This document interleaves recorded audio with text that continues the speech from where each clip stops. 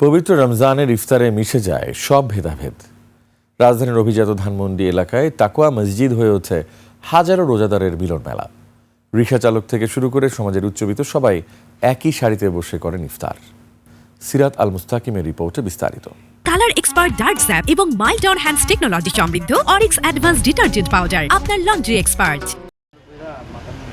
বেলা গড়াতেই ধানমন্ডি ১২ নম্বর রোডের এই মসজিদ প্রাঙ্গণে শুরু হয় ব্যস্ততা। বিশাল ডেকচিতে রান্না করা হয় গরম খিচুড়ি, পাশাপাশি চলে প্লেট সাজানোর কাজ। গত কয়েক বছর ধরে ধানমন্ডির মসজিদ উত তাকওয়ায় চলছে ইফতারের এই বিশাল কর্মযজ্ঞ।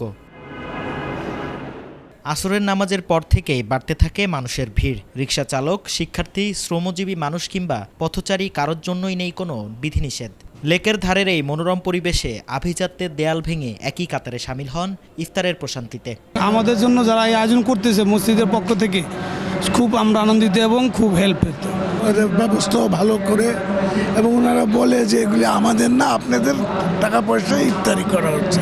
অনেক ধনী লোকরা আশ্রয় দেয়, আপনার পেঁয়াজও দেয়, আলুর চপ দেয়, বেগুনি দেয়, আর আপনার বুট দেয়, আর মুড়ি দেয়, আর কলা দেয়, খেজুর দেয়। হ্যাঁ, একজনের তৃপ্তি করে খাওয়া হয়ে যায়। আজানের ঠিক আগ মুহূর্তে নেমে আসে পিনপতন নীরবতা। হাজারো হাত একযোগে মহান আল্লাহর দরবারে মোনাজাতে সামিল হয়। ইফতারের এই আয়োজন কেবল সিয়াম সাধনার অনুষঙ্গ নয়, বরং মানুষে মানুষের সম্প্রীতি আর ভ্রাতৃত্বের এক জীবন্ত উদাহরণ। 1500 থেকে 1700 লোকের অ্যারেঞ্জমেন্ট আছে আমাদের কাছে।